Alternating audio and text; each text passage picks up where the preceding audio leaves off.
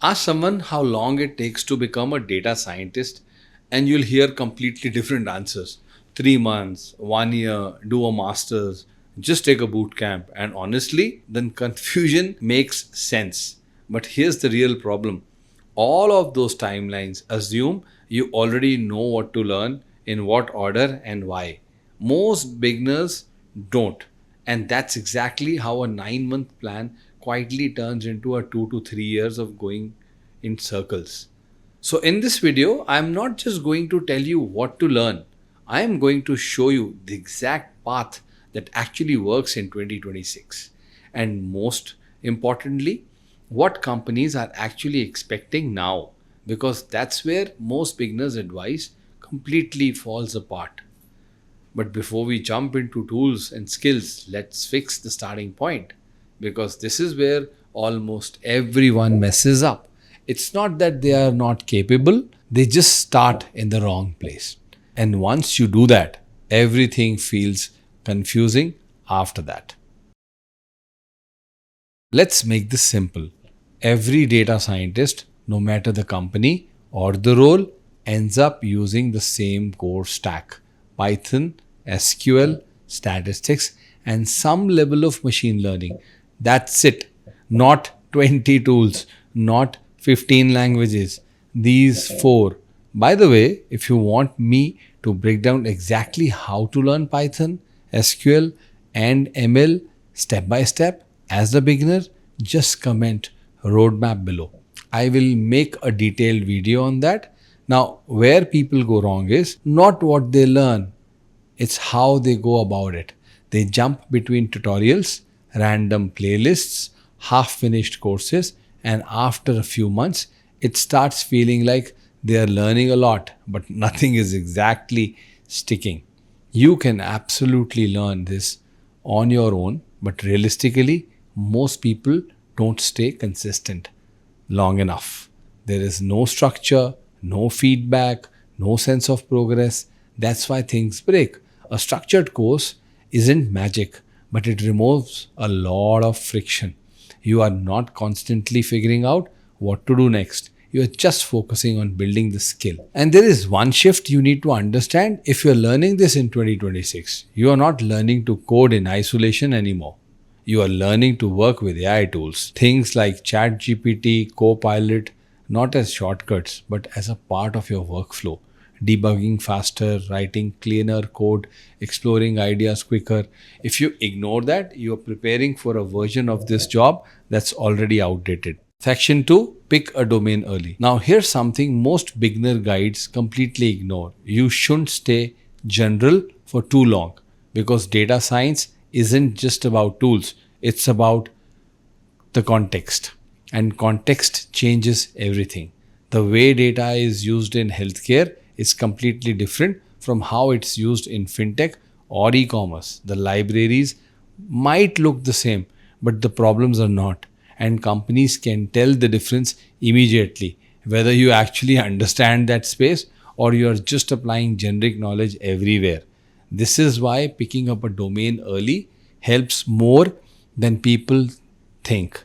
I think your projects become more relevant, your profile starts to make sense, and your job search stops feeling random.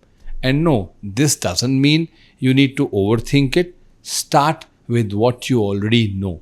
Your background is not a disadvantage here, it's actually a leverage. And if you have worked in sales, e commerce data makes sense. If you've been around healthcare, that's your edge. A focused beginner will always beat a confused journalist. Section 3, build a portfolio that actually matters. Now, this is where things start getting real, because at some point you have to stop learning and start showing.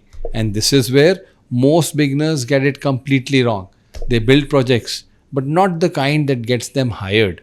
You've probably seen this already. Titanic dataset, Iris dataset, basic predictions. Technically fine, but for a hiring perspective, utter useless, because no company is hiring you to prove you can follow a tutorial. They are hiring you to solve a problem. And if you want real data science project ideas that actually stand out, comment data science projects. I'll cover that next. So, your project needs to answer one simple question: why should anyone care about this?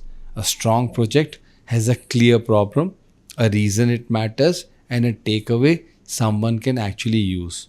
You don't need 10 projects, you need two or three that are absolutely solid. Clear thinking, clean execution, proper explanation. And yes, your code matters. If it's messy, undocumented, hard to follow, that's a red flag.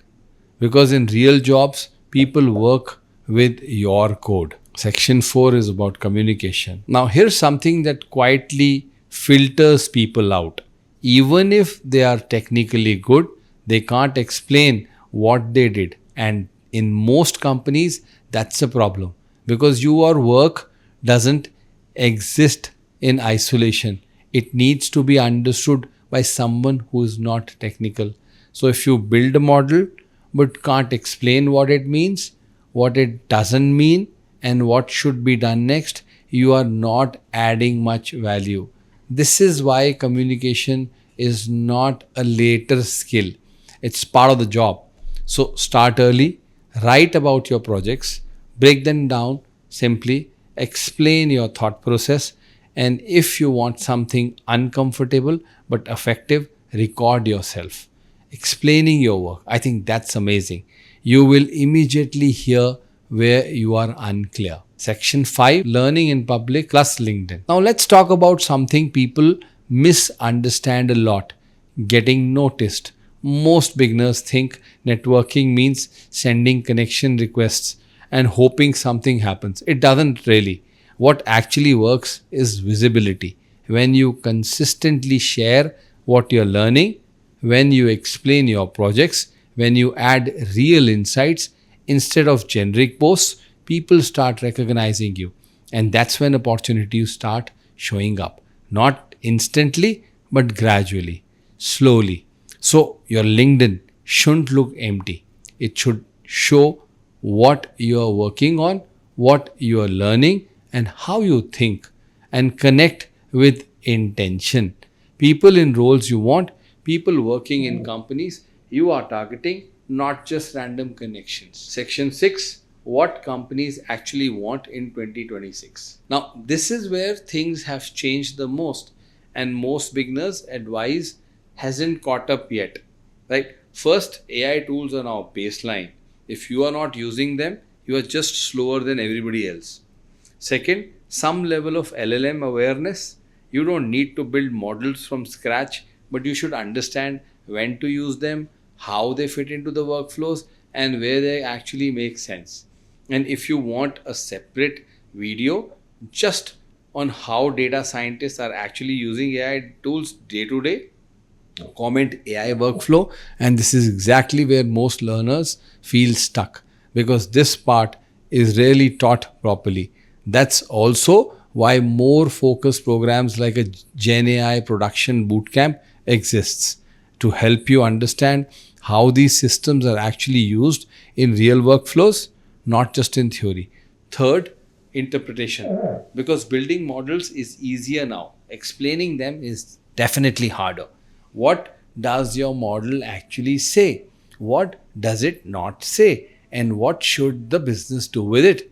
And that's where your value is. And finally, domain plus AI.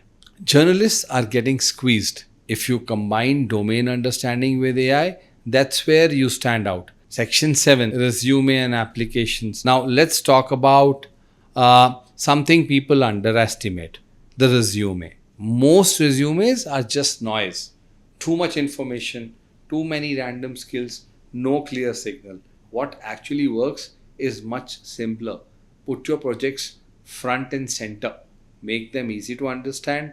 Remove anything that doesn't support your case. And understand this clearly. Most resumes don't even reach a human. They are filtered first. So yes, keywords matter, but they need to make sense. And your covering letter, don't overcomplicate it. Why this role? What you bring? One solid proof. That's enough. Section 8: Entry strategy. Now, here's where people slow themselves down. They wait for a data scientist role. That's a big mistake. Your first role doesn't need that title. Data analyst, business analyst, junior ML roles, all of these are valid entry points. And in many cases, they are actually better starting points. You get real business exposure, work with the stakeholders, build strong fundamentals. Don't get stuck on the title, please. Focus on getting in. Section 9, Kaggle and hackathons. Kaggle, hackathons, they help. They give you practice. They show you where you stand, but they are not a replacement for a real world project.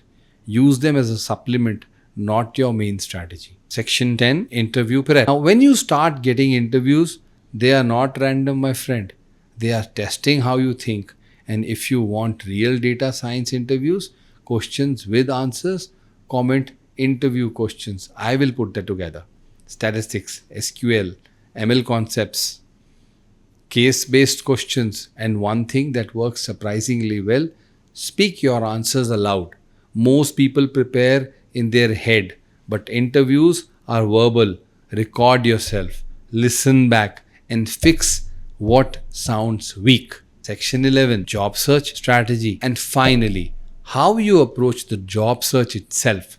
Apply broadly. Different roles, different domains. Be flexible.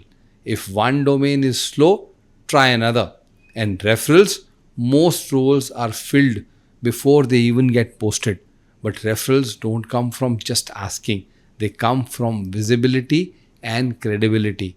And one honest truth, you have to decide what you want, speed or specificity. You rarely get both at the same time. So if you look at this entire path, this is not something you finish in 30 days. This is a 6 to a 12-month process from a complete beginner from scratch. You are consistent. And if you follow this properly, you are not just learning random tools. You are building something that actually makes you hireable.